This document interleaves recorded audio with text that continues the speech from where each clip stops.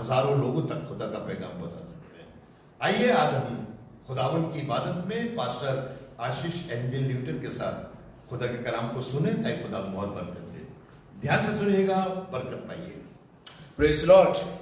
परमेश्वर का धन्यवाद करते हैं इस अच्छे प्यारे उम्दा समय के लिए जो आसमान के खुदा ने मुझे और आपको दिया कि आज हम यहाँ बैठकर उसकी इबादत कर सकें, उसकी परस्तिश कर सकें, उसके नाम को हम ऊंचे पे उठा सकें। यकीनन यह हमारे लिए बहुत बरकत की बात है कि हम एक ऐसे जीवित और दयालु और सच्चे ईश्वर की इबादत कर रहे हैं जो राजाओं का राजा और प्रभुओं का प्रभु है। आमीन। हम धन्यवाद करते हैं अपने आसमान के खुदा का जिसने जमीन और आसमान बनाया, और यकीनन वो अपने वादे में पूरी तरह से सच्चा है और उसका वादा है कि मैं तुम्हें कभी अकेला ना छोड़ूंगा। और इन दिनों में हम देख रहे हैं कि आसमान का खुदा अपने वादे में पूरा पक्का है और मुझे और आपको अकेला नहीं छोड़ता, बल्कि इस समय में भी वो हमें संभाले हुए है। किस तरीके से? अपने बड़े हाथ के द्वारा, और उसका हाथ उसका वचन है। इन दिनों के अंदर वो अपने वचन के द्वारा, अपने लोगों की प्रार्थनाओं के द्वारा हमारी निगहबानी कर रहा है, हमारी गल्लेबानी कर रहा है, हमें संभाल रहा है और हमें इस बात को एहसास दिला रहा है कि तुम अकेले नहीं हो, वरन मैं तुम्हारे साथ हूं। मुझे एक बात बहुत अच्छी लगती है जो परमेश्वर के लिए लिखी गई है, और पौलुस इस बात को कहता है कि वो परमेश्वर की यीशु मसीह की आत्मा हमारी आत्मा के साथ आहें भर भर कर प्रार्थना करती है। जो एक अच्छी बात जानते हैं क्या है? मैं आज उन लोगों से बात कर रहा हूं जो इन दिनों के अंदर बहुत अपने आप को तकलीफ ज़दा, अपने आप को डिप्रेस महसूस कर रहे हैं, क्योंकि कई बार हम लोग न्यूज में भी देखते हैं इन वाली बातों को, और आज सुबह भी और कल शाम को भी हम न्यूज में देख रहे थे तो यही चीजें बार बार बताई जा रही थी कि कई लोग इन बीमारियों के चलते, इस बीमारी के चलते, इस प्रॉब्लम के चलते डिप्रेस के बीमार होते जा रहे हैं, डिप्रेशन में चले जाते हैं। वो सोचते हैं कि अब इसका कोई इलाज नहीं और हम खत्म हो जाएंगे, हम बर्बाद हो जाएंगे, अब कुछ नहीं बचा बाकी। लेकिन मैं आज उन लोगों से ये बात कहना मांग रहा हूं, अगर आप मेरी आवाज सुन रहे हैं तो मैं इस बात को आपको दिलासा देना मांग रहा हूं कि आप अकेले नहीं हैं, वरन जब आप दुआ करते हैं तो आपके साथ एक जना बैठ के प्रार्थना करता है, और वो है प्रभु यीशु मसीह। हालेलुया। प्रभु यीशु मसीह हमारे साथ बैठकर हमारे लिए अपने बाप से प्रार्थना करता है। मैं कितनी अच्छी बात है। कोई मेरे लिए दुआ करे ना करे, डजंट केयर। कोई मेरे से बात करे ना करे, डजंट केयर। मेरे को कोई प्रॉब्लम नहीं इस बात की, मुझे इस बात से कोई नहीं कि कोई मेरे को फोन करके पूछ रहा है कि नहीं पूछ रहा है। इन दिनों के अंदर जैसे बहुत से लोग कंप्लेंट करते हैं कि हमको फोन करके नहीं पूछा, भाई साहब ने हमसे फोन करके बात नहीं करी, हमारे अंकल ने हमसे बात नहीं करी, फलाने ने हमसे बात नहीं करी। बताओ, वो घर में रहते हैं, फोन करके बात नहीं कर सकते। डजंट केयर कि कोई बात करे ना करे, लेकिन केयर इस बात की करिए कि आपका आसमान का खुदा आपके साथ बैठा है और आपके लिए प्रार्थना कर रहा है। हालेलुया। और वो यही चाहता है इन दिनों के अंदर हम, मैं और आप भी यही वाला काम करें कि अपने आसमान के खुदा से जितना हो सके प्रार्थना करें, क्योंकि यही एक चीज मैटर करती है। मेरे को नहीं पता दवाइयां मैटर करती है कि नहीं करती, मुझे नहीं पता, क्योंकि इस डिजीज की तो दवाई अभी तक आई भी नहीं है मार्केट के अंदर। हाँ, बन रही है, सुनने में आ रहा है कि फलानी जगह बन रही है, वहां पे बनाई जा रही है, फलाना साइंटिस्ट कह रहा है कि हम बना रहे हैं, फलानी कंट्री कह रही है। मुझे नहीं पता, अभी तक प्रॉपर कोरोना वायरस की प्रॉपर दवाई अभी तक मार्केट में नहीं आई। कोई सी दवाइयों का इस्तेमाल करके, मिक्स करके साइंटिस्ट लोग, डॉक्टर्स लोग कोशिश कर रहे हैं कि किसी तरह मरीजों को क्योर कर सके, उन्हें बचा सके, उनको इस चीज से निकाल सके। मलेरिया की दवाई और स्वाइन फ्लू की दवाई और टाइफाइड की दवाई, इन दवाइयों को मिलाकर कुछ कुछ कर रहे हैं वो एक्सपेरिमेंट, जहां पे कुछ ठीक हो जा रहे हैं, लेकिन प्रॉपर इस बीमारी की दवाई अभी तक नहीं आई है। लेकिन हम धन्यवाद करते हैं कि आज से 2020 साल पहले एक व्यक्ति ने अपनी पीठ पे कोड़े खाए थे, और वो कोड़ा, एक कोड़ा इस बीमारी का भी था। और ये बात हम परमेश्वर का धन्यवाद करते हैं मेरे और आपके लिए, तो इस बीमारी की चंगाई 2020 साल पहले ही आ चुकी है। लोग तो अब इन्वेंट करने की कोशिश कर रहे हैं, लेकिन हम विश्वासियों के लिए, हम मसीहों के लिए इस बीमारी का इलाज 2020 साल पहले आ गया। बस आज हमें विश्वास के साथ उसे ग्रहण करने की जरूरत है। हालेलुया। मेरे और आपके लिए इन दिनों में बस ये काम रह गया है कि हम बड़े ईमान के साथ इस बात को रिसीव करें कि अब हमारे लिए कोई भी दाम बाकी नहीं रहा। मैं बीते दिनों इस बात को पढ़ रहा था जब भी मैं खाली सलीब को देखता हूं तो वो अपने आप में एक हिडन मैसेज होता है। खाली सलीब अपने आप में एक हिडन मैसेज, एक छुपा हुआ संदेश मुझे और आपको दे रही है। और जानते हैं वो संदेश क्या है? है? वो संदेश है आजादी का, वो संदेश है छुटकारे का, और वो संदेश है इस बात का कि अब मेरे पे कोई भी दाम बाकी नहीं रहा। प्रभु यीशु मसीह ने कोड़े खाकर, प्रभु यीशु मसीह ने लहू बहाकर, प्रभु यीशु मसीह ने कीलें ठुकवाकर, प्रभु यीशु मसीह ने कांटों का ताज पहनकर, प्रभु यीशु मसीह ने सलीब पर चढ़कर मेरे सारे गुनाह, मेरी सारी बीमारियां, मेरे सारे बंधन तोड़ दिए। और सलीब पर से उतरकर उसने इस बात को साबित कर दिया, अब तुम्हारे ऊपर कोई भी दाम बाकी, नाउ यू आर फ्री। जैसे जब हम किसी कंपनी से लोन लेते हैं, बैंक से किसी कंपनी के थ्रू लोन लेते हैं, चाहे हम अपनी कार या अपनी बाइक हम लोन पे ले रहे हो, तो हमारी जो आरसी होती है, जो हमें पेपर मिलता है, उस पर हमारा नाम नहीं होता, उस पर कंपनी का नाम होता है, एक नाम लिखा हुआ आता है। और जब तक हम पूरी इंस्टॉलमेंट EMI पे नहीं कर देते, तब तक वो नाम उस आरसी पे से हटता नहीं है। और जब पूरा पे कर देते हैं, तब एक नई और आरसी आती है जिसपे हमारा नाम लिखा होता है, नाउ वी आर ऑनर्ड, चाहे वो 3 साल के बाद हो, चाहे 5 साल के बाद हो। उसी तरह आसमान के खुदा ने मुझे और आपको हमारी लाइफ की जो आरसी दी है, हमारी लाइफ का जो डॉक्यूमेंट दिया है, सर्टिफिकेट दिया है, अब उसके ऊपर नहीं लिखा कि तुम बीमार हो या तुम्हें बीमारी के लिए परेशान होने की जरूरत है, बल्कि उसके ऊपर लिख दिया गया, now you are saved. Hallelujah, अब तुम बच चुके हो। बस मुझे और आपको जानते हैं इन दिनों में क्या करना है। मुझे और आपको इन दिनों में सिर्फ बड़े विश्वास के साथ दुआएं करनी है और उन बातों को रिसीव करना है, ताकि वो परमेश्वर का लहू जो हमारे लिए बहाया गया वो व्यर्थ ना हो। आपको डिप्रेस होने की जरूरत नहीं, आपको परेशान होने की जरूरत नहीं। और जिनसे मिलते हैं, जिनसे बात भी करते हैं, उनको भी आप यही चीज समझाइए कि तुम्हें परेशान होने की जरूरत नहीं। एक व्यक्ति ने आज से 2020 साल पहले हमारे पापों के लिए, हमारी बीमारियों के लिए छुटकारा दे दिया। बस प्रार्थना और विश्वास। मैं पढ़ रहा था और आज सुबह भी मैंने ये वाली आयत व्हाट्सएप पे और फेसबुक पे भी डाली थी, जो योएल नबी की किताब है और उसका 2 अध्याय है और उसकी 32वीं आयत है। निकाले मेरे लिए ये वाली आयत जो आपको मिलेगी, योएल नबी की किताब, उसका 2 अध्याय और उसकी 32वीं आयत। और यहां पर कुछ इस प्रकार से खुदा का ये खादिम मुझे और आपको उभारने के लिए, मुझे और आपको तसल्ली देने के लिए, मुझे और आपको परमेश्वर में आगे बढ़ाने के लिए एक बात इसी बात से जुड़कर कह रहा है। पढ़े क्या लिखा? जी हाँ, उस समय जो कोई लिखा है ऑन दैट टाइम। यहाँ पे एक स्पेसिफिक टाइम की बात हो रही है, यहाँ पे एक स्पेसिफिक टाइम की बात हो रही है कि जिसके विषय में बताया जा रहा है कि उस समय, जब वो समय आएगा, जब वो चीजें आएंगी, यानी यूं कहीं कि जब आप बीमारी में हो, जब आप तकलीफ में हो, जब आप मुसीबत में हो, जब आप समस्या में हो,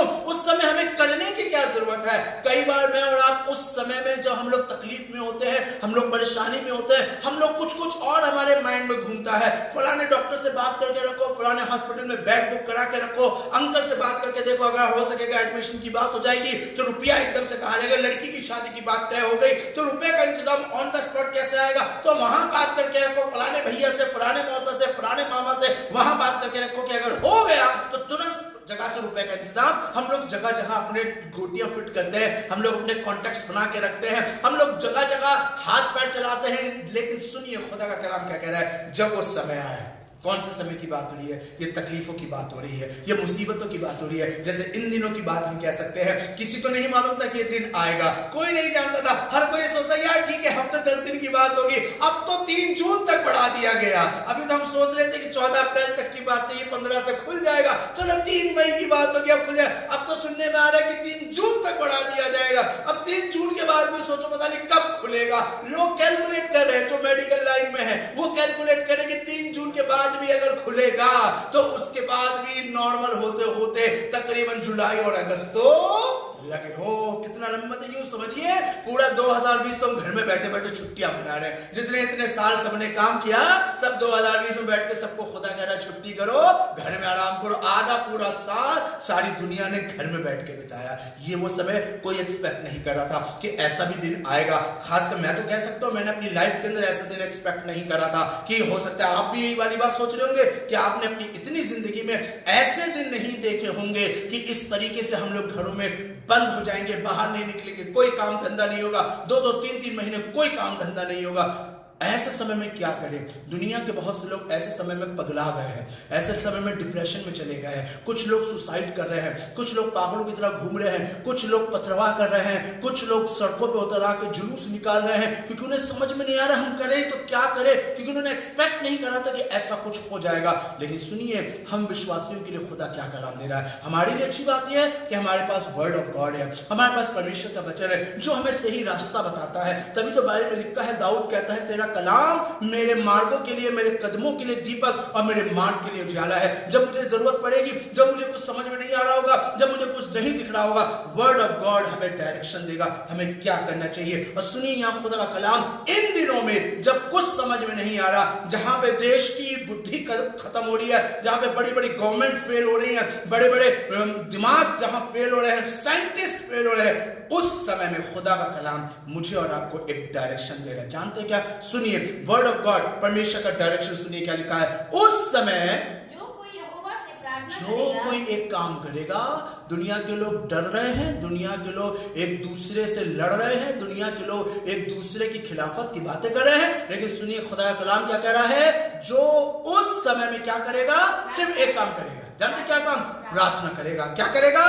दुआ करेगा। और यही चीज तो खुदा बाप मुझे और आपको, हम विश्वासियों को समझाना मांग रहा है कि मेरे और आपके लिए मोस्ट इंपॉर्टेंट थिंग क्या है कि हम परमेश्वर से प्रार्थना करें। हालेलुया। हम क्या करें? दुआ करें। जब समय बुरा चल रहा हो, जब तकलीफें आ रही हो, जब समस्याएं आ रही हो, जब कुछ समझ में ना आ रहा हो, जब कोई रास्ता नजर ना आ रहा हो, उस समय में क्या करना चाहिए? प्रार्थना करना चाहिए। क्योंकि प्रार्थना हमें परमेश्वर के करीब लेकर जाती है, प्रार्थना हमारे लिए बंद दरवाजों को खोल देती है। सुनिए क्या लिखा है, जो कोई उस समय में प्रार्थना करेगा, हालेलुया, वो क्या पाएगा?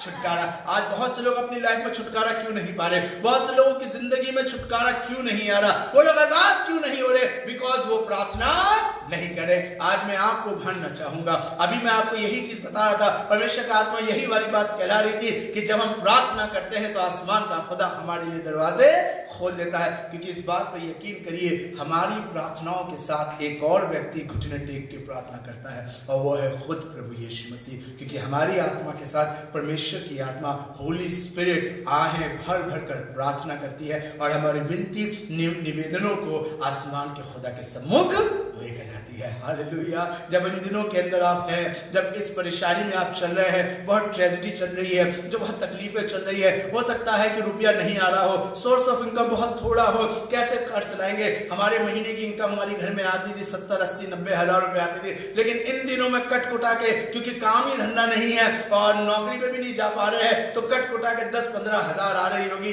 कैसे घर चलेगा? बहुत क्रूशियल टाइम चल रहा है, बहुत सेंसिटिव टाइम चल रहा है। घर में 5 लोग काम करते थे, 5 के 5 घर में बैठे हुए, अब कैसे चलेगा? क्या होगा? बहुत दिमाग में प्रेशर पड़ा होगा, लाइफ में बहुत प्रेशर पड़ा होगा। मेरे भाई मेरी बहन, आज परमेश्वर का वचन सिर्फ एक चीज बता रहा है, दुआ करो, आसमान का खुदा आपको छुटकारा देगा। इन दिनों में जब आप प्रार्थना करेंगे, क्योंकि बाइबल इस बात की गवाह है, वचन के अंदर लिखा है, अगर याकूब की किताब पढ़े और मेरे साथ निकालिए याकूब की किताब, क्योंकि याकूब की किताब और उसके 5वें अध्याय के अंदर कुछ यूं लिखा हुआ है। याकूब की किताब उसका 5वां अध्याय, और मैं चाहूंगा कि उसकी 13वीं आयत को पढ़े। क्या लिखा? जी हाँ, याकूब, अगर तुम में कोई दुखी, ये दुखी तो है, ये कितना बड़ा दुख चल रहा है, ये कितनी बड़ी समस्या चल रही है, ये कितनी बड़ी प्रॉब्लम चल रही है, हम किसको बयान करें जाके कि हमारे घर में क्या प्रॉब्लम है? हम किसको बताएं जाके कि लाइफ में क्या प्रॉब्लम है, बच्चे के जीवन में क्या प्रॉब्लम है, आदमी के साथ प्रॉब्लम है, वाइफ के साथ प्रॉब्लम है, बच्चों के साथ प्रॉब्लम है, मम्मी पापा के साथ प्रॉब्लम है, पैसे नहीं है, कहां से आएगा, कैसे करेंगे, लड़की की शादी कैसे होगी, मकान का किराया कैसे जाएगा, इंस्टॉलमेंट कैसे पे करेंगे? ये दुखी तो है, तो क्या करें? दुनिया के लोग जब दुखी होते हैं तो क्या करते हैं? हमें पता है, बताने की जरूरत नहीं है। 200 रुपए वाले भी अगर इस वक्त 1000 रुपए में मिलेगी तो ले आएंगे, 4 दोस्त पैसा मिला के ले आएंगे कि लेकर आओ, क्योंकि दुख बहुत बड़ा, उसी से दुख जाएगा। समझ गए होंगे मैं किसकी बात कर रहा हूं। वो सोचते हैं दुख उसी से जाता है, चिंताएं इसी से जाती हैं, कष्ट लगाना, सुट्टे लगाना, सोचते इससे चिंताएं चली जाएंगी। ये दुनिया का तरीका है, लेकिन दुनिया के लोगों के हिसाब से चलेंगे तो कभी छुटकारा नहीं मिलेगा। खुदा का कलाम फिर मुझे और आपको गाइड कर रहा है। क्या कह रहा है? तुम में अगर कोई दुखी है तो क्या करे? अगर आपको किसी से दुख मिल रहा है, आपको अपने फैमिली से दुख मिल रहा है, आपको अपने लोगों से दुख मिल रहा है, आपको अपने नौकरी से दुख मिल रहा है, आपको बीमारी से दुख मिल रहा है, कुछ करने की जरूरत नहीं, किसी को कंप्लेन करने की जरूरत नहीं। बहुत आसान होता है कंप्लेन करना, फोन उठा के एकदम कंप्लेन कर देना कि तुम्हारी बेटी ने यहाँ बहुत परेशान कर रखा है, हमने तो बहुत अच्छा सोचा था कि बहू लेकर आए, लेकिन तुम्हारी बेटी यहाँ पे तांडव कर रही है। मैंने तो सोचा था तुम्हारी सास बहुत अच्छी होगी, मेरी सास बहुत अच्छी होगी, लेकिन जब से आया हूं मेरी सास, तुम्हारी माँ मेरा जीना हराम कर रही है। मैंने तो सोचा था बीवी बहुत अच्छी होगी, क्या करे। कई बार जब लोगों को दुख मिलता है तो एक दूसरे से कंप्लेन करते हैं। कंप्लेन करना बहुत आसान है, लेकिन प्रार्थना करना बड़ा मुश्किल है। लेकिन मैं आपको बताऊं, हम विश्वासियों के लिए प्रार्थना करना बहुत इजी है। घुटनों पर बैठ जाइए और आसमान के खुदा से प्रार्थना करिए, क्योंकि इसी की 15वीं आयत में लिखा है, विश्वास की प्रार्थना के द्वारा रोगी बच जाएगा। हालेलुया। चाहे कितना बड़ा रोग क्यों ना हो, चाहे कितनी बड़ी बीमारी क्यों ना हो, बच जाएगा। कोरोना वायरस क्यों ना हो, कोविड-19 की बीमारी क्यों ना हो, इससे भी बच जाओगे, सिर्फ प्रार्थना करो। मैं बाइबल में पढ़ रहा था एक व्यक्ति के लिए, हम सब जानते हैं, बहुत बड़ा भजनकार है, बहुत बड़ा गीतकार है, उसने बड़े बड़े गीत लिखे हैं। सारी दुनिया में आज इसके नगमे गाए जाते हैं, इसके द्वारा लिखे गए एक एक गाने को दुनिया के अंदर क्या बेहतरीन तरीकों से गाया जाता है और लोग नाचते और गाते हैं। मैं दाऊद की बात कर रहा हूँ, और लिखा है दाऊद के लिए कि दाऊद ने जब 119 ज़बूर लिखा तो उसकी 173वीं आयत में चलेंगे। 119 ज़बूर जब लिखा तो उसकी 173, लेकिन इससे पहले कि 173 173 आप पढ़े, भजन संहिता 119 की 173 पढ़े। इसका जो पैराग्राफ है, क्योंकि इसको ये 119 ज़बूर को कई पैराग्राफ्स के अंदर डिवाइड किया गया है, और इसका जो ये वाला पैराग्राफ है, इसके ऊपर की पढ़ेंगे तो वहां पे लिखा है सहायता के लिए प्रार्थना। ये दुआ कर रहा है इस चीज के लिए कि खुदा मेरी मदद करे। अगर आपको मदद चाहिए, दुआ करिए। और सुनिए दुआ में कह क्या रहा है, ये दुआ में कुछ बात कर रहा है, और सुनिए दुआ में कह क्या रहा है। पढ़िए इसकी 173 173 जी।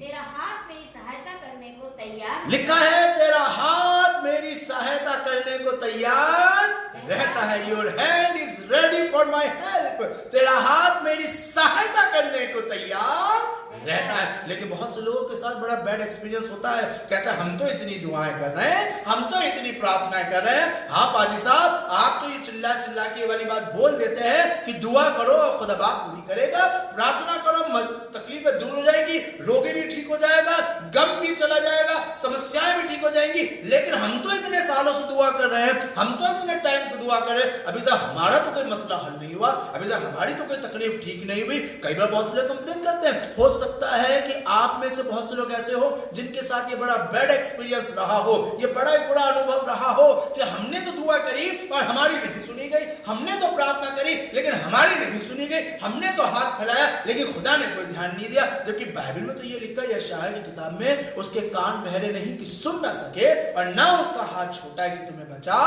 ना सके। Then what is the reason? फिर कारण क्या है? जब खुदा एक तरफ कह रहा है कि मेरे कान बहरे नहीं है कि मैं तुम्हारी प्रार्थना ना सुन सकूं, वो सुनता है। दुनिया के हजारों लोगों की प्रार्थना सुन रहा है, करोड़ों परिवारों के अंदर परमेश्वर का वचन काम कर रहा है और लोग चंगाई पा रहे हैं। अगर मेरे घर, मेरे परिवार, मेरे बच्चे, मेरा आदमी, मेरी औरत ठीक नहीं हो रहे, हमारी प्रॉब्लम सॉल्व नहीं हो रही, तो इसमें कमी खुदा में नहीं है।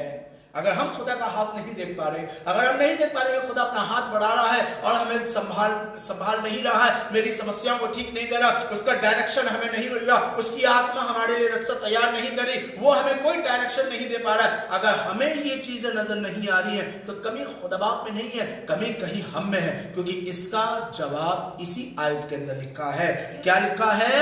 कि तेरा हाथ मेरी सहायता करने को तैयार रहता है क्योंकि मैंने तेरे उपदेशों को, ये बहुत इंपॉर्टेंट, अगर आप चाहते हैं कि खुदा आपकी प्रार्थनाओं को सुने और उसका जवाब दे, अगर आप चाहते हैं कि आसमान का खुदा अपना हाथ बढ़ाए और आपको निकाल ले, जैसे पतरस जब पानी में डूब रहा था तो प्रभु यीशु मसीह ने अपना हाथ बढ़ाया और उसे निकाल लिया और उसी पानी पे खड़ा कर दिया। अगर आप चाहते हैं कि आसमान का खुदा आपके साथ भी यही वाला काम करे कि जब आप मुसीबत में हो, आप तकलीफ में हो, वो अपना हाथ बढ़ाए और आपको उस जगह से बाहर निकाले जहां आप फंसे हुए, शैतान ने आपके लिए दलदल, शैतान ने आपके लिए जाल बना रखा है और आप चाहते हैं कि उससे बाहर निकले, तो सुनिए आपको क्या करना है। प्रार्थना के साथ एक चीज और करनी है। सिर्फ प्रार्थना नहीं करनी बल्कि प्रार्थना के साथ एक चीज और करनी। जानते हैं क्या?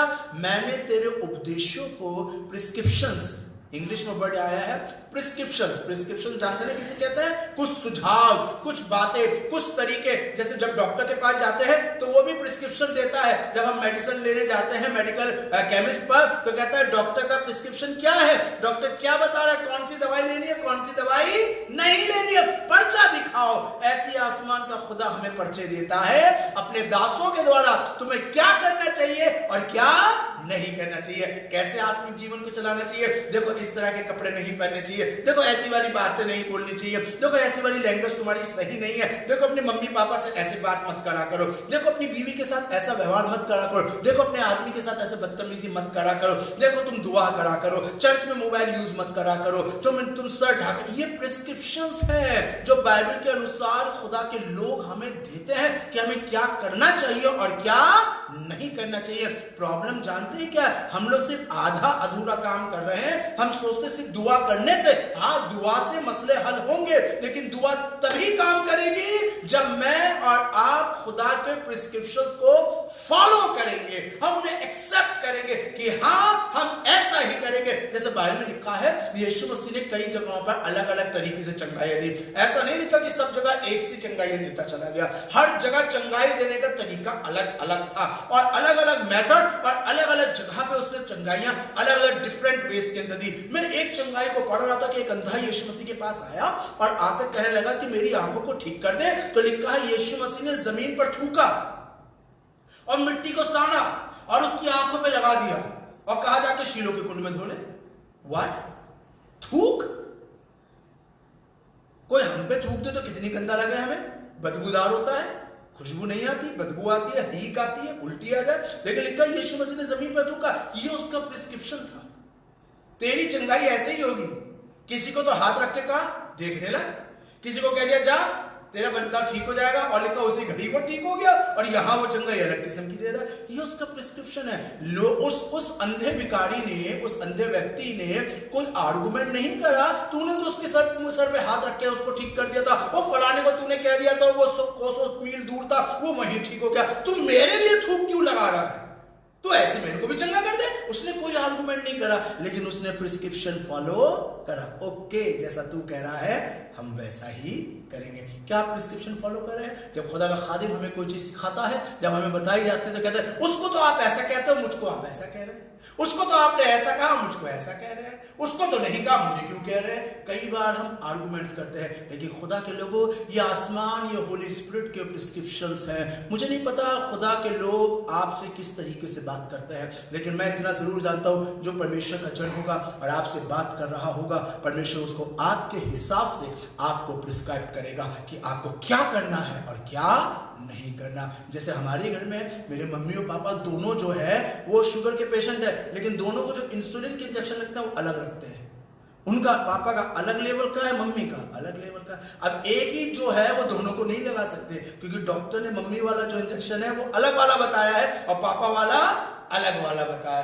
ठीक ऐसे ही खुदा बाप करता है। अब अगर शुगर के तो पेशेंट है, लगा दो यही वाला, उनको लगा दो, नहीं अगर लगा दिया तो कुछ साइड इफेक्ट। आज बहुतों के घरों में यही तो हो रहा है।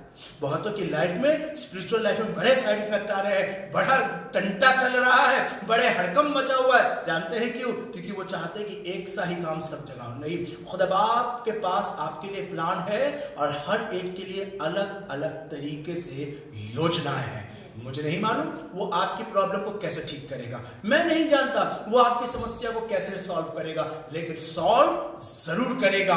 उसका काम है ये, आपको मुझे बस उसके प्रिस्क्रिप्शन फॉलो करने हैं। अब अब्राहम अड़ जाता, कहता खुदा बाप तूने तो 7 दिन में दुनिया बनाई है, तो 7 घंटे में मेरे को बच्चा दे दे। क्या खुदा दे देता? भाई 7 दिन में दुनिया बनाई ना खुदा बाप ने, बोला हो गई, बोला और हो गई।